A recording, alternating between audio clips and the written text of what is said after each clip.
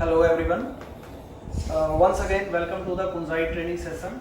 और हमारी ISO 14001 की सीरीज में आज मैं बात करूंगा लीगल रिक्वायरमेंट्स बाय ISO 14001।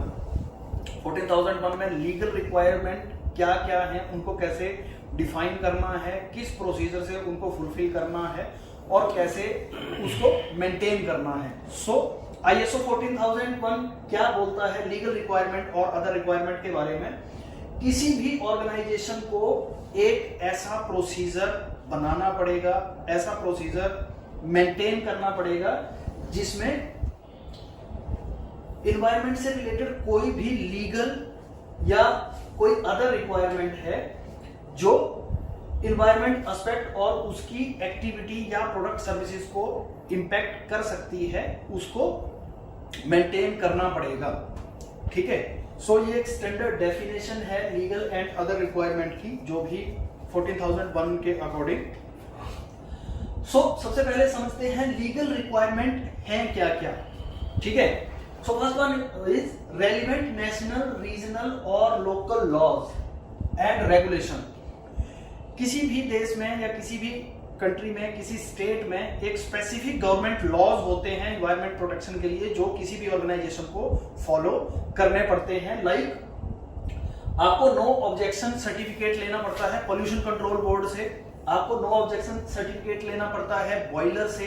इसी तरह ETP जो आपका काम कर रहा है, एफ्लुएंट ट्रीटमेंट प्लांट, इसकी जो भी NOC या जो भी कंसेंट टू ऑपरेट आप लेते हैं, ये किसी गवर्नमेंट बॉडी से लेते हैं। Government operating permit, license and approval, इस तरह के जो भी गवर्नमेंट आपके ऑर्गेनाइजेशन को रन करने के लिए जो आपको सर्टिफिकेट इशू करती है। Relevant international standard and convention, air act 1981 and water act 1974, जो भी एक्ट है हमें उसको फॉलो करते हुए ये सारा लीगल रिक्वायरमेंट के अंडर आता है। Contract and other document that include legal obligation, green belt area. For example, आप कहीं ऐसी जगह पे ऑर्गेनाइजेशन अपनी या कंपनी सेट कर रहे हो जो ग्रीन बेल्ट के अंडर आता है, या कोई स्पेसिफिक एरिया है, कोई स्पेसिफिक स्टेट है, तो वहां पे आपको उस स्टेट के अकॉर्डिंग आपको लाइसेंसेस लेने पड़ते हैं। ये सारी लीगल रिक्वायरमेंट है। अदर रिक्वायरमेंट की अगर मैं बात करूं, industry code of practice, commitment reference, यानी कोई कंपनी अदर रिक्वायरमेंट में खुद से भी कमिटमेंट करती है, कोई पॉलिसी जनरेट करती है कि हम एनवायरनमेंट की प्रोटेक्शन के लिए वचनबद्ध हैं, हम एनवायरनमेंट की प्रोटेक्शन के लिए इस तरह के कोई प्रोग्राम या कोई ड्राइव चलाएंगे, तो वो अदर रिक्वायरमेंट में आता है। अगला है नॉन रेगुलेटरी स्टैंडर्ड्स। जैसे कोई कंपनी ISO 14001 इंप्लीमेंट कर रही है तो वो भी अदर रिक्वायरमेंट में आएगा। फॉर एग्जांपल, हम बोल रहे हैं कि या हम ISO 14001 सर्टिफाइड कंपनी है, तो हमें 14001 की जो रिक्वायरमेंट है स्टैंडर्ड की, वो हमें फुलफिल करनी पड़ेगी। Agreement with the public authorities, like आपके जो लोकल एरिया है, पंचायत है, म्युनिसिपल कॉर्पोरेशन है, अगर उनकी कोई स्पेसिफिक रिक्वायरमेंट है, आपको वो भी पूरी करनी पड़ेगी। कंपनी पॉलिसीज एंड प्रोसीजर, आपकी नेबरिंग कंपनी, आपकी अपनी कंपनी, जो भी पॉलिसीज होती हैं वो अदर रिक्वायरमेंट में आती हैं related to environment. And voluntary compliance agreement, like declaration of prohibition of the banned chemical. आप वॉलंटियरली आप क्या करते हो, किसी भी नई जो कमिटमेंट होती है या एनवायरनमेंट प्रोटेक्शन के लिए आप कोई कमिटमेंट करते हो, उसको आप फुलफिल करते हो, दैट इज अदर रिक्वायरमेंट। इसका example, declaration for prohibition of the banned chemical. For example, कोई बैन केमिकल है किसी भी देश में या किसी स्टेट में, कोई बैन केमिकल है, तो आप कमिटमेंट करते हो कि मैं इसका सेल, मैन्युफैक्चरिंग, डिस्ट्रीब्यूशन मैं बैन केमिकल का नहीं करूंगा, और आप अपने स्टेक होल्डर, अपने कस्टमर या गवर्नमेंट एजेंसी में आप अपनी डिक्लेरेशन सेंड करते हो। This is an example of HPM chemicals and fertilisers declaration. ये कुछ बैंड केमिकल हैं जो हमारे देश में बैन हैं, और हमने डिक्लेरेशन दी है अपने लेटर हेड पे कि हम इन केमिकल का यूज नहीं करेंगे, ना इनको मैन्युफैक्चर करेंगे, ना इनको इंपोर्ट करेंगे, ना इनको सेल करेंगे, ना इनको डिस्ट्रीब्यूट करेंगे। So it is other requirement. Next is importance of legal compliances. जो लीगल कंप्लायंस या लीगल रिक्वायरमेंट की मैं बात कर रहा हूं, किसी कंपनी को ये क्यों करने पड़ते हैं, क्यों फुलफिल करने पड़ते हैं, और अगर लीगल रिक्वायरमेंट हम फुलफिल ना करेंगे तो क्या कंसिक्वेंसेस हैं जो हमें झेलने पड़ सकते हैं। For example, conformance with the legal and other requirement is a core commitment in the environment policy. जो भी कोई ऑर्गेनाइजेशन एक एनवायरमेंट पॉलिसी ड्राफ्ट करती है तो वो पॉलिसी ही बोलती है कि मैं एनवायरमेंट के लिए वचनबद्ध रहूंगा और मेरे देश, मेरी कंट्री या जो भी कोई गवर्नमेंट एजेंसीज हैं जो एनवायरमेंट प्रोटेक्शन के लिए काम कर रही हैं, उनकी जो लीगल रिक्वायरमेंट रहेगी मैं उनको फुलफिल करूंगा। तो ये हमारी कमिटमेंट का एक पार्ट है जो हमें फुलफिल करना पड़ेगा। Next is legal and other requirement must be considered when setting environment objective and target. जब भी आप एनवायरमेंट प्रोटेक्शन के लिए कोई ऑब्जेक्टिव या कोई टारगेट आप डिफाइन कर रहे हो अपनी ऑर्गेनाइजेशन में, तो इनकी लीगल रिक्वायरमेंट की फुलफिलमेंट के लिए भी आपको क्या करना पड़ेगा, उसको कंसीडर करना पड़ेगा। Next is failure to comply this is a big loss to the company. अगर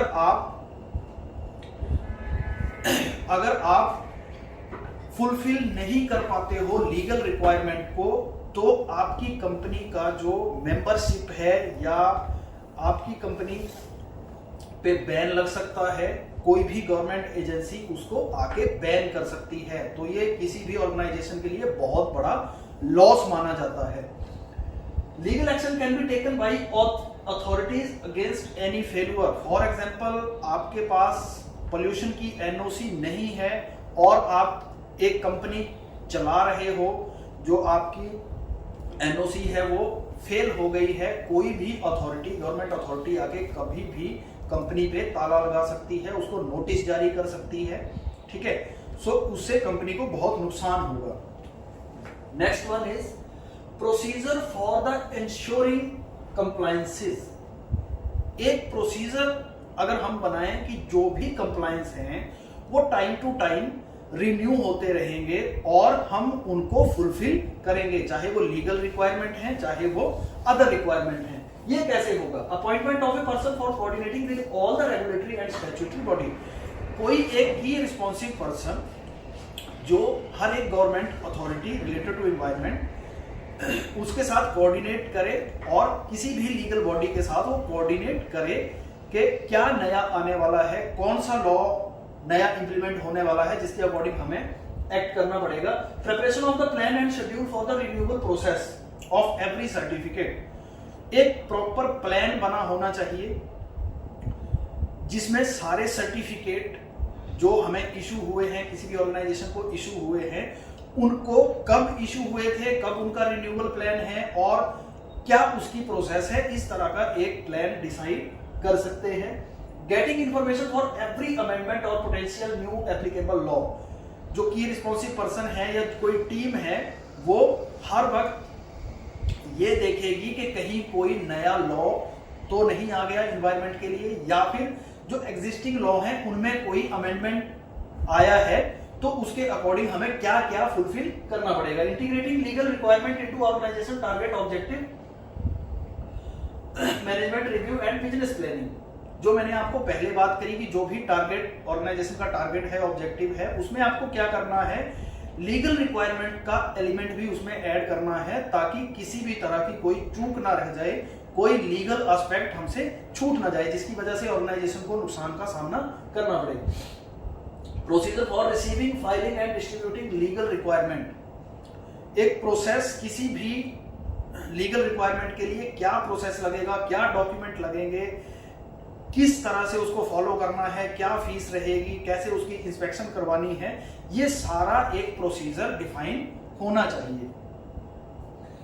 अगर मैं बात करूं एचपीएम केमिकल्स एंड फर्टिलाइजर की, सो ये एक प्लान है, इसमें हमने सारे लीगल एस्पेक्ट के जो भी हमारे लाइसेंसेस हैं, जो भी हमारे सर्टिफिकेट हैं, वो आप रख सकते हैं। Name of licence and certificate, licence number आ जाएगा, कैटेगरी आ जाएगी, किस कैटेगरी का है, रेगुलेटरी अथॉरिटी एजेंसी, कौन सी रेगुलेटरी एजेंसी से वो सर्टिफिकेट या जो भी लाइसेंस है वो इशू हुआ है, कौन सी डेट को इशू हुआ है, उसकी डेट ऑफ रिन्यूअल क्या है, कब वो रिन्यू होना है, कितने दिन बच गए, ये एक क्राइटेरिया कि आपको कितने दिन पहले उसको एप्लीकेशन उसकी लगानी है।